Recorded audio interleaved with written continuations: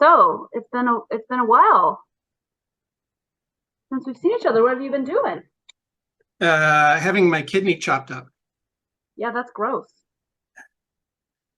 So did I tell you it was cancerous? No, I just assumed it was. Were they just erring on the side of caution? Yeah, I thought it would be too, but stage one, clear margins. Yay! Yeah. So they'll they're going to monitor me for the next 5 years with CT scans, but starting in 3 months. But Okay.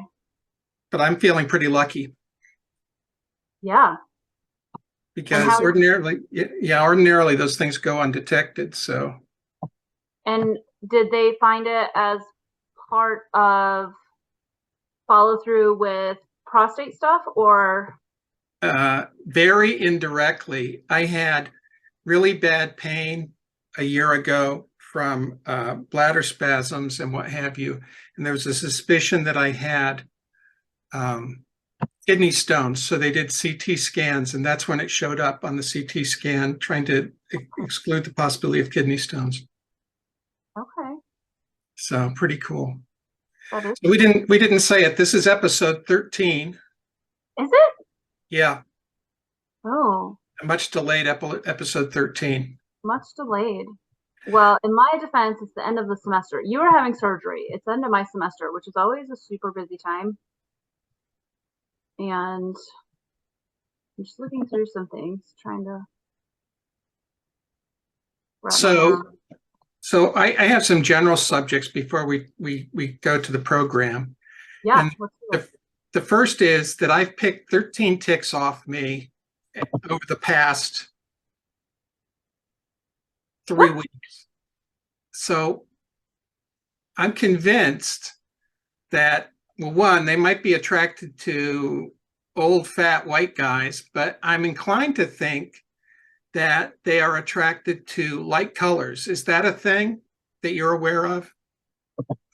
I actually think they're attracted to dark colors, but I could be wrong. So John Abotham was been working at a site with a lot of ticks, and he said that wearing his ordinary dark clothes, he didn't have problems. But when I went with him, I picked up 9 with my tan trousers, and he said he tried Tyvek coveralls, and on the Tyvek coveralls, he got covered with ticks. Hmm. Yeah, I don't know. And then the bottom line for the tick experiments is no difference, right? No difference. Yeah.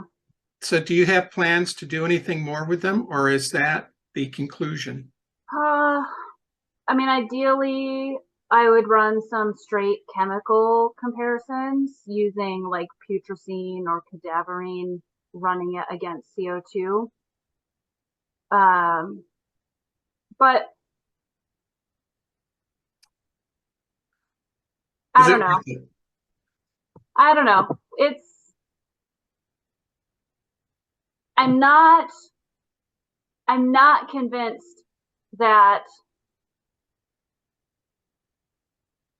we're completely done. I'll put it that Okay. way. I'm not convinced that we're done. I think that there may be some, I don't know. I don't know if it's set up or what, but I'm not done yet. So I mentioned that John's been working on this decomposing pig. It was set out by the anthropologist here. Mm-hmm. It's in a small wood, and its pattern of decomposition is completely atypical to what we tell everybody. It was infested at the head the way it should have been, but the maggots didn't proceed. And in fact, he didn't get a large maggot infestation till post-bloat phase. And his interpretation, which I'm inclined to agree with, is that it was cool, so they weren't growing very quickly. And he saw rove beetles come in and just chow down like crazy on those firsts and seconds. Yeah. Where's it at? It's near, gosh, what's the name of the town now? Oh, up It's by Mead? no, just the opposite. It's south of Lincoln. Oh, The university apparently has a farm. I want to say Syracuse, but that's not right. Baresco? No, No, no. that's by me. Beatrice? Well, I don't know. it's north of Beatrice. It's between here and there. Okay. So, Okay. so I I'm know I know that we were supposed to talk about bite marks and bloodstain patterns today. But what if we throw a wrench in it and instead we talk about coroners and medical examiners? okay. I'm as unprepared for that as I was for the others. So perfect. Okay. All right, let's do that. So I'm going to be depending on you for a lot of this. The coroner system is comes out of British law, right? Yeah. The Crown's men. The King Richard the First. That guy and wanting to fund the crusades. It wasn't just enough to tax you when you were alive, you had to tax you when you were dead too. What Oh, the no heck? kidding. Yeah. Yeah. Okay, let's see where I'm at. So it predates the Magna Carta. Yeah. Yep. They would go in and collect taxes on dead people to fund the crusades. Well, it's not like they're in a position to complain, I suppose, but not so great for the heirs. No, no, it's not. Okay, and so the coroner was responsible for collecting the taxes. Yes. Responsible for taxes. Now, let me see. Um,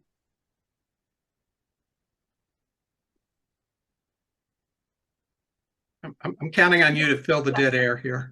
no, sorry. I wanted to make sure that I was being accurate. Yeah. So they were called the crowners, and that sort of got bastardized to the coroners and declared death and collected death taxes. And then that system followed the English settlers to the US. So they So, declared death and then collected taxes, but at some point that mutated. They had to give a cause of death. yes. I'm going to assume that was for like some sort of documentation. I'm not sure when they had to start declaring how someone died. So let's talk about that. Let's talk about, well, this is going to be a super disorganized podcast, I can tell already. Okay, let's first talk about the difference between coroners and medical examiners. And when you say let's, I assume you mean you. No, I'm going to ask you a question. Okay. Which one of them is an elected position? Coroner. Generally, yeah, although I think medical examiners can be elected as well. Oh, okay. Classic trick question. Okay. Question number 2. Which one of them has a medical degree? A trick question. Neither one of them necessarily. No, medical examiners do have to go to medical school. The medical examiner does have to have a medical degree? Yeah. I know a coroner doesn't. No, coroners are generally elected. In the state of Nebraska, we have 93 coroners because we have one coroner for each county, and they are by default the county attorney, who oftentimes in Nebraska will delegate that role to the county sheriff. And it makes sense, I guess. They're already at the crime scenes usually, so. Does it make sense? So does that mean that on the official cause of death, the county sheriffs are making that designation? Correct. Yeah, that's messed up. Yep. What do both of them do, regardless of their training? Like, what's their job? I assume their job is to describe the, what is it, manner and cause of death. Manner and cause of death. Do coroners have to have any training? No. No. That I know. They don't even have to have a high school diploma, is my understanding. Depending on the state. In Georgia, you have to meet the following criteria.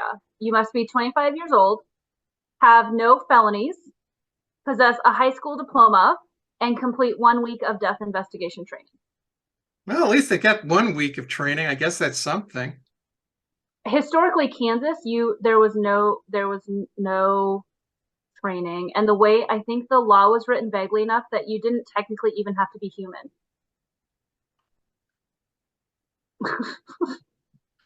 Oh my God. Let's see, 1,500 counties in the United States use the coroner system. So we have a dual system in the US. We have a combination of coroners and medical examiners. New York was the first state to have a medical examiner system in 1915.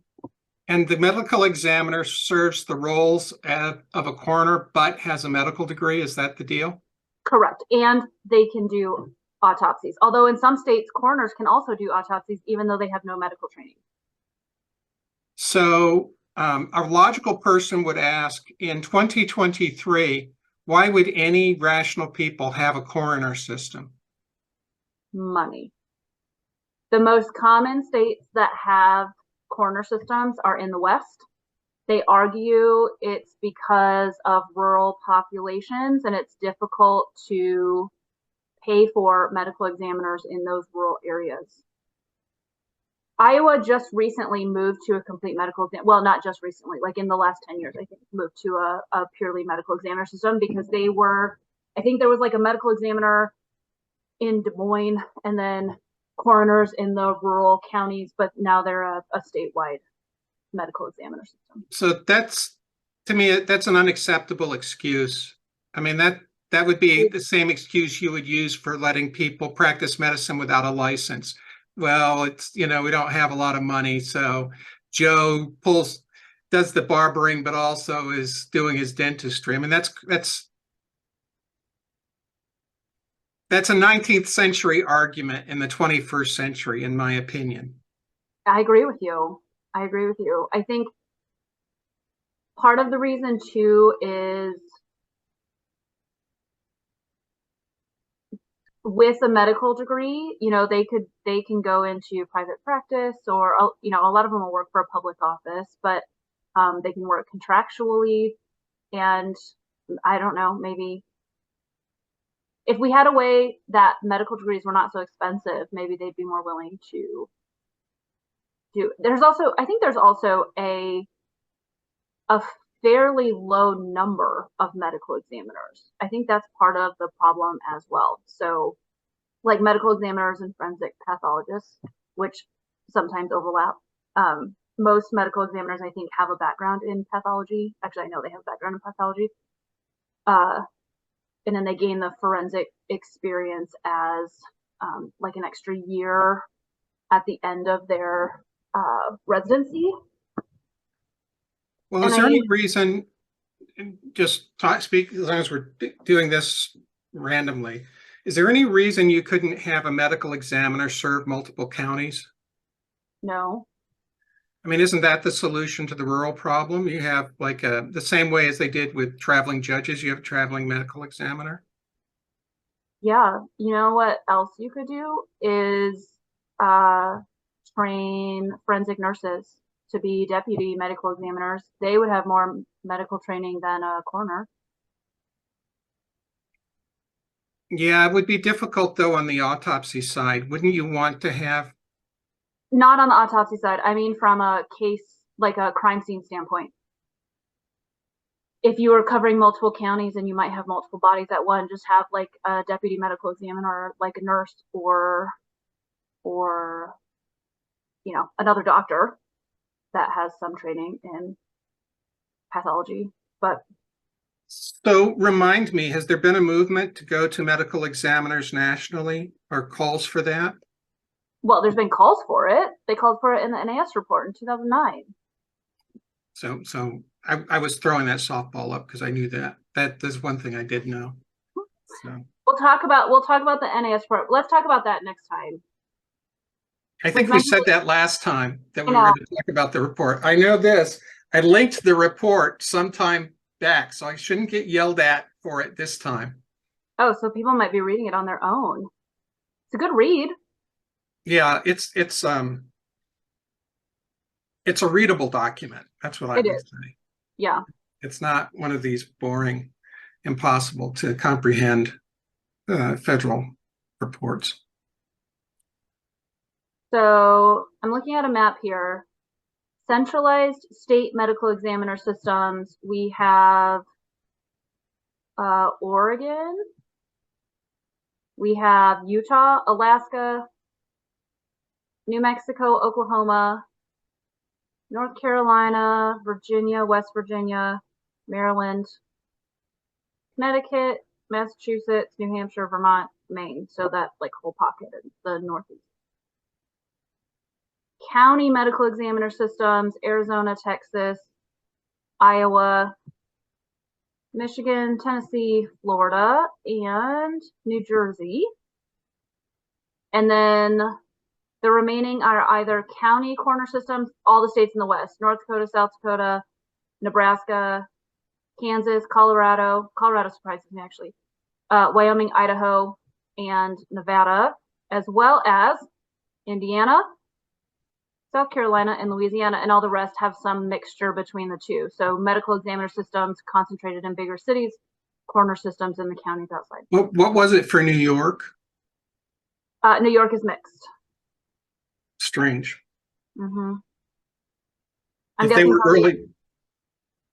I'm guessing coroner upstate.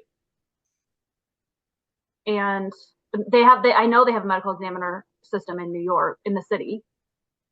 So Yeah, it seems like it should be the statewide, in my opinion. Yeah, it's an interesting relationship, and it does still boggle my mind that we are allowing the coroner system, so people with little to no medical training, determine cause and manner of death. And I know here in Nebraska, that has led to an underrepresentation of drug overdoses. And so when we talk about like opiates and we talk about rural, like opiates in rural areas, Nebraska's underrepresented when it comes to like how many potential drug overdoses we have because of our system. Would you, for our audience, would you distinguish between those terms, cause of death and manner of death? Sure. So regardless of whether you're a coroner or a medical examiner, part of your job is to determine cause and manner of death. So manner of death is one of 5 categories. So you can die naturally, you can die accidentally, you can die by homicide, you can die by suicide, or it can be undetermined. And then the cause of death is how you actually died. So heart attack, cancer, gunshot wound, asphyxiation, those are all causes. And then the manner fits in one of those 5 categories. Excellent, excellent. Mm-hmm. And so do you know how the system works in other countries, Amanda? No, I don't, but I'm guessing they probably have medical examiner systems. So at least in like what about systems where they have an inquest into death? Oh, because they do that in Britain, right? They'll have a hearing, and I don't know if it's a medical examiner or a coroner who leads the hearing. Well, let's check. I'm going to guess medical examiner, but historically it would have been something different.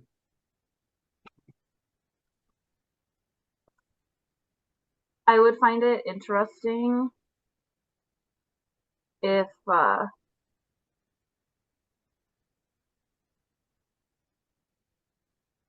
no.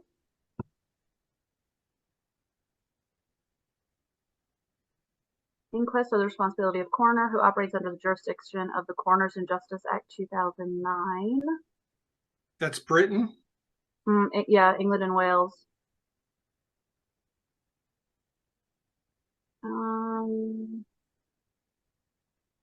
The coroner must hold an inquest where death is violent or unnatural, sudden, and of unknown cause, in prison or police custody, suspected to be suicide.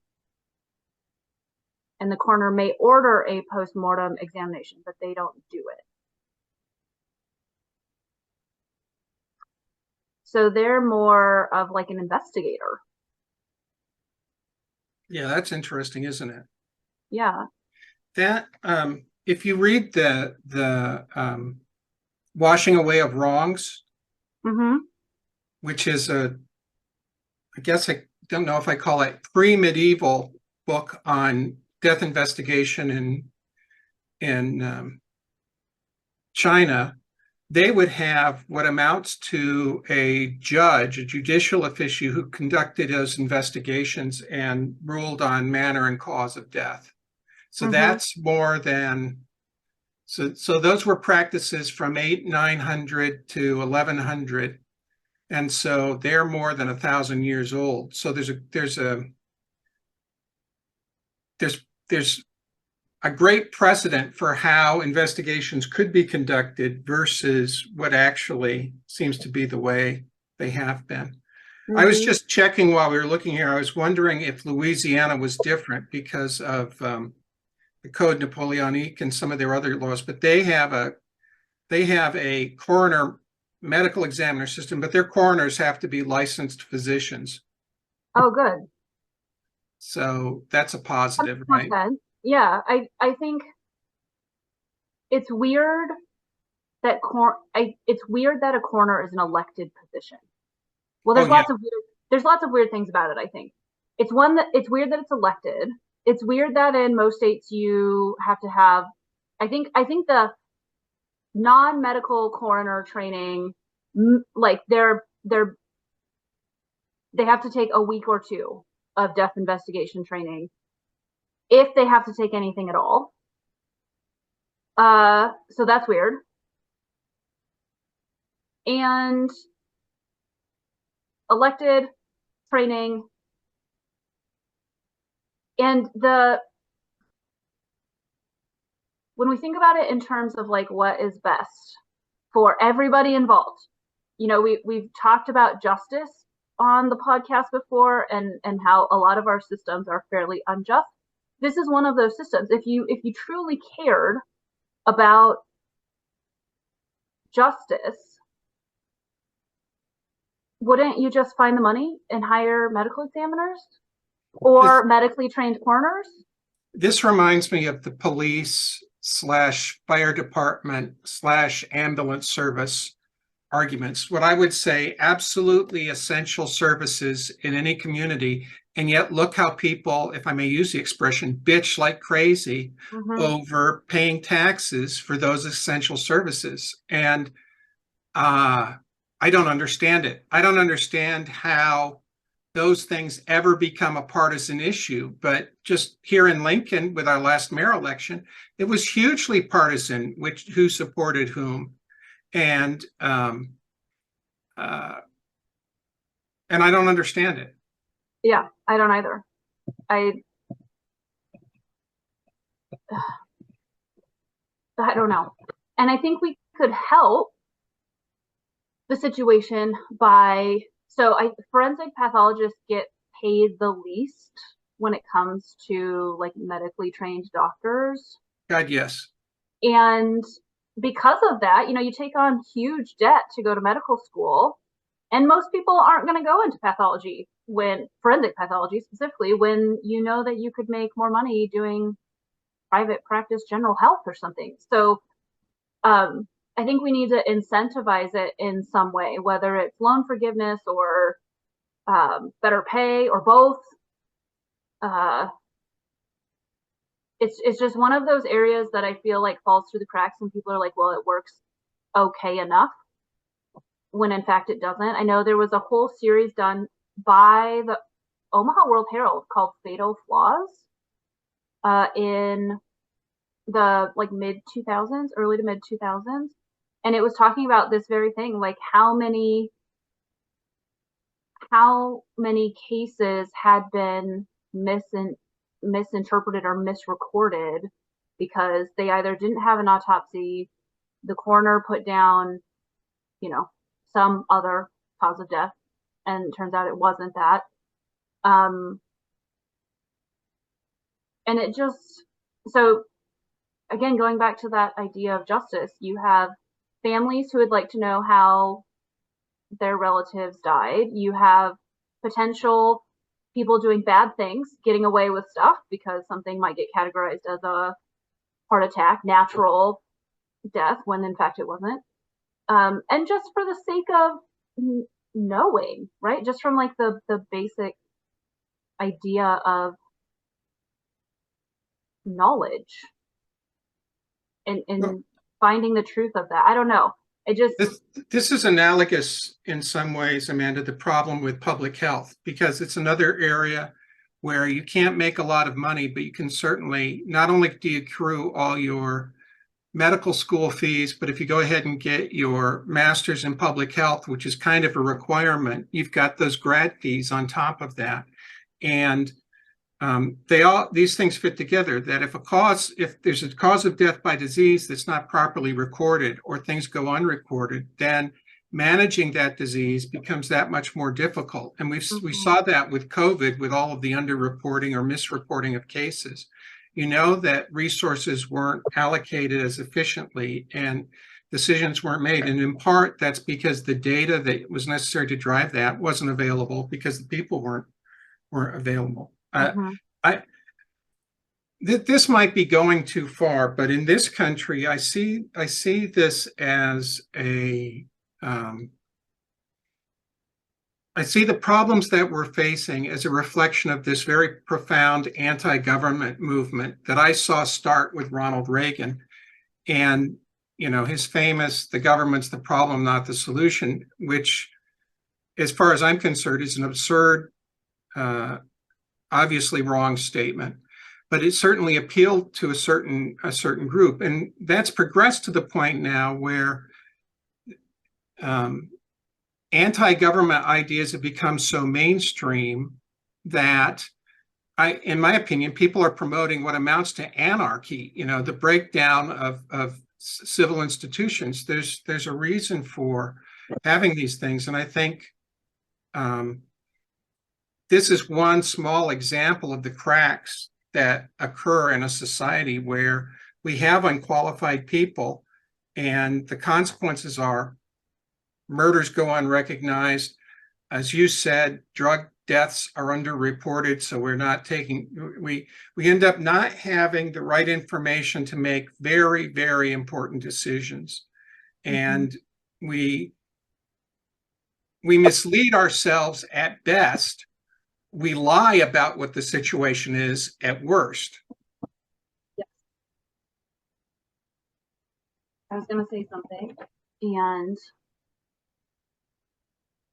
now I forgot. So for those of us working in forensic science, we are, I know, I don't know if you've seen this, but I've certainly seen it. Not so much where that I've worked a case where they missed whether it was a homicide or not, but I certainly have seen autopsies that were by people who I assume were not forensic pathologists that had deficiencies, and deficiencies that I recognized, and I'm not a forensic pathologist. An example would be not talking about live or rigor mortis patterns in the body is an example I recall from one of my cases. And the liver pattern was actually very important in establishing time of death.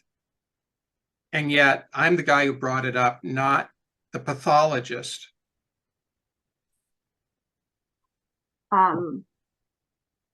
Yes. That reminded me of a case down in Kansas of a man performing autopsies illegally. So I just looked it up to see if there was any update on the case. September of last year, actually, was sentenced to 5 years and 9 months after pleading guilty to one count of wire fraud connected to performing an illegal autopsy. He had a business, National Autopsy Services LLC, and he used fake credentials to convince a client he was qualified to conduct autopsies. Was he a physician? No. Oh my God. He assisted in the autopsy of Michael Brown in 2014 and repeatedly appeared on major news outlets as a forensic pathology expert. How did he get away with it? for as long as he did.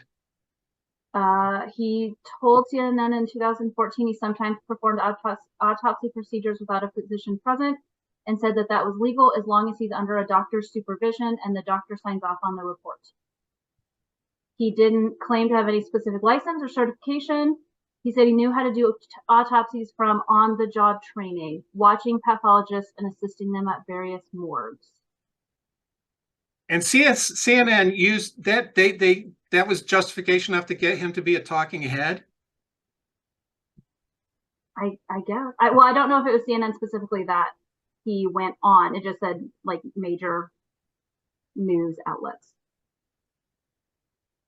Let's hope it was Fox News, for an organization I have no respect for their journalistic credentials, but maybe I don't have that much for CNN either. He was banned permanently from doing business and ordered him to pay more than $250,000 in restitution related to providing unlawful autopsies. Wow. Yep. So I had heard about that case quite a while ago, but it's interesting that he just got sentenced last year, because I haven't checked recently. So sort of what we're talking about can lead to things like that, right? Where there's people that are saying or not saying they have training, and people just assume they do, that are cutting people open, writing reports about cause and manner of death, and then that gets in the court system. And we talked during our first episode of this series, right, about, or somewhere along the line, we've talked about how evidence gets included and how judges are the gatekeepers of that information. And this is another clear, sterling example of not having a system that prevents having properly vetted, proper scientifically based evidence. I mean, essentially, that's what we're talking about, right? We're talking about people who are not, in this case, medically qualified, but we can generalize and say scientifically qualified to be offering opinions on manner and cause. Yeah. So the state of Nebraska does not require pathologists to perform autopsies. I think generally when they're done, they are done by pathologists in our state, but that's not a state law. Yeah, that's ridiculous, isn't it? I mean, I would go further, in questionable deaths, it needs to be a forensic pathologist, not just a pathologist. Board certified. And I know that at one point, our state, there was a mandate for a group to get together to talk about medical examiners and requirements of autopsies, and I don't think it ever happened. It was passed by the legislature, but the group was never formed. What organizations would that be? Like law enforcement? I don't think. Well, maybe. I don't know. I'll have to look it up. I'll have to refresh my memory about it. I just remember that there had been a law passed about putting together a committee, like a standing committee, that would sort of revisit autopsies in Nebraska when they were required, who was doing them, and it just never. Crazy. The governor never put it together. In Nebraska, autopsies are only required at county expense if a person dies who's less than 19 years of age from sudden death. It does not need to be performed on someone under 19 if the death was caused by a readily recognizable disease, or the death occurred due to trauma resulting from an accident, or B, the death did not occur under suspicious circumstances. What about deaths in custody? Isn't that automatic? Oh, that is. Yep. Let's see. When it appears that an individual has died while being apprehended by or while in the custody of a law enforcement officer or detention personnel, the coroner or coroner's physician shall perform an examination, a test, or an autopsy, as he or she may deem necessary to establish by a reasonable degree of medical certainty the cause or causes of death. So that's a or, not an and. Wow. An examination, a test, or an autopsy. That seems like a big loophole to me. Yeah. So it's an interesting area of forensic science that I think gets overlooked. because So I people think I assume. think one of the things we want to say before we finish, assuming we have people who watch this podcast, that's item one, and then assuming they're in different places, go ahead and if you actually have listened to us, go ahead and make a comment. And if we didn't talk about your state, put it in the comments, and we'll do a little research. And in an Hmm. upcoming podcast, we'll talk about sort of what the situation is in your specific state, if you're curious. Yeah. Yeah. We have the most experience with Nebraska just because we're here, but it's one of Crazy. those areas. Yeah. It is crazy. It it's so crazy. And it's one of those areas that regularly blows my students' minds when they find out about it. Because I think they're thinking, like most people, that the person doing a specific job is trained and educated in that job. And I'm of the mind, and I know we had talked about this previously with, crime scene investigators sort of moving crime labs out of police jurisdiction so that the police officers can do their actual job, which is investigating. Uh, I feel the same way, particularly in Nebraska. Like, let the county attorneys do their actual job, let the sheriff's department do their actual job, and leave determining cause and manner of death to the people who are trained to do that.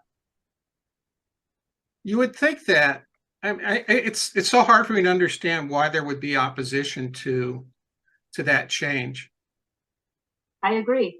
And at one point, we actually went to the legislature to talk to lawmakers about it. And it was too late in the legislative session for them to do anything because the unicameral has a strange schedule when it comes to introducing bills. And um, we sort of let it fall off. But even the lawmakers that we talked to didn't know that like they didn't know that that's what the corner system looks like in Nebraska.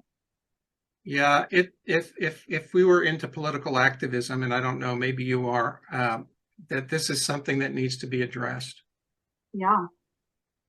Uh, well, speaking of non-forensic science related political activism, we just got notified today that period at College of St. Mary, our period awareness, period poverty group on campus, and Access Period, nonprofit in Omaha. We just got a declaration by Mayor Gene Stothert in Omaha that the week of May 22nd is Period Awareness Week. So, Hooray! yeah, Congratulations. has a gold seal on it and everything. Very good. Very Yeah. good. Mm-hmm. Well, okay. So we know you have a history of success. Now we can build on that in the forensic arena. That's right. I would be willing to take up the fight. I just wouldn't. I need somebody else that's more familiar with how legislatures work and bill introduction and that sort of thing. Yeah. Well, that seems like something we should be able to find somebody. Mm-hmm. Seems like it, but I don't know. It's a weird thing. It's a weird thing that we just keep letting happen. Well, so this fits into our general theme of questionable practices in forensic science, but this isn't even a forensic science problem. This is Yeah. A much broader problem. And as Amanda said, we're not the first people by any stretch to bring this up. That's the other weird thing, that you've had lots of people look at the system and say it doesn't work. It's not right. And yet here we are. And Yeah. time for reform. Time for reform.